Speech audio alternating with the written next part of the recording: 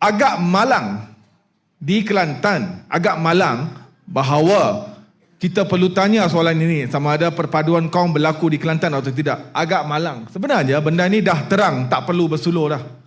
Dah terang. Saya baru tahu hari ini, di Kelantan Gurdwara, rumah ibadat orang Sikh, ada 3. Di Kota Baru, di Tumpat dan di Kolakrai. Patung Buddha di Kelantan lebih besar daripada patung Buddha di Pulau Pinang.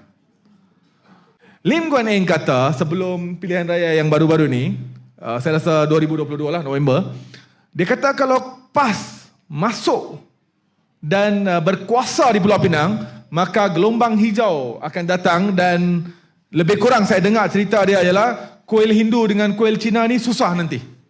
Susah lah. Tapi exactly apa yang dia sebut, apa yang dilaporkan, apa yang polis siasat, itu saya tak tahu. Tapi yang saya tahu polis siasat. Tapi sampai sekarang tak ada apa-apa berlaku lah.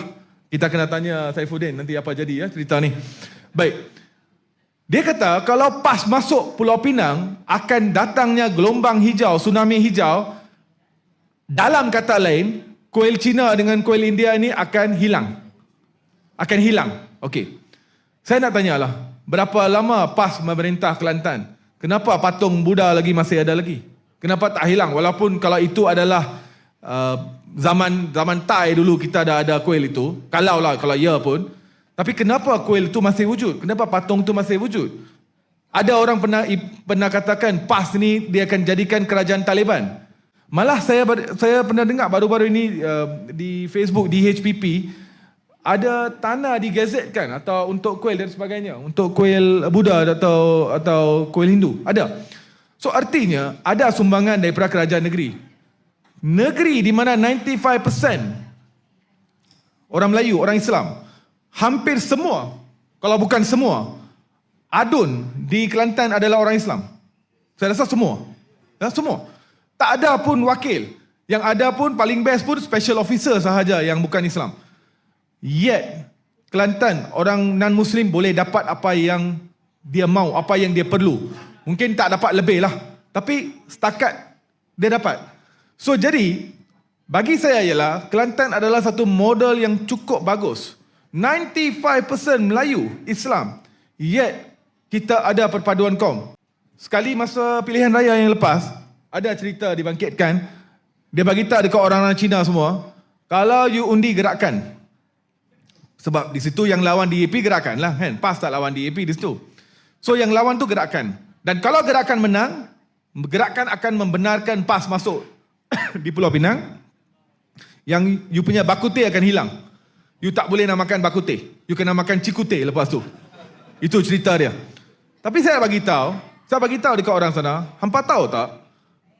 Jangan kata di Pulau Pinang lah, di Kelantan, di Kota Baru, Serambi, Mekah pun ada babi dijual. Cuma orang Islam tak makan, dia tak beli. Tapi dibenarkan. You tahu atau tidak tahu? Dia kata dia tak tahu. Saya kata, you tahu tak gambar ni? Saya ambil gambar dengan Buddha tidur tu. Saya ambil gambar, saya hantar dekat member saya. Saya bagi tahu, you tahu saya kat mana sekarang? Ini mana? Penang ke? Ipoh ke? Mana ni? Tak, ini di Kota Baru. Di Kelantan. So artinya, propaganda yang dimainkan itu tak sampai kepada orang sana. Tapi bagi saya tak penting lah. Sebab yang pengundi Kelantan tu pengundi orang sini, bukan orang Penang undi untuk Kelantan. So sama ada orang Penang tahu, tak kisah. Tapi isu dia ialah, yang merana itu adalah PAS Pulau Pinang. Bukan PAS Kelantan. PAS Kelantan tak kisah. So jadi bila isu ni tak sampai kepada pengundi di Pulau Pinang, okay, masalah dia ialah yang merana tu PAS Kelantan. Because PAS Kelantan bila dia pergi jumpa dengan pengundi Cina tak mau. Dia kata, you gelombang hijau. You akan bawa gelombang hijau, saya punya patung Buddha akan terbang. Itu yang dia cakap. Bagi saya benda tu tak betul. Jadi siapa yang perlu betulkan isu ni? Jangan ajar benda yang tak betul.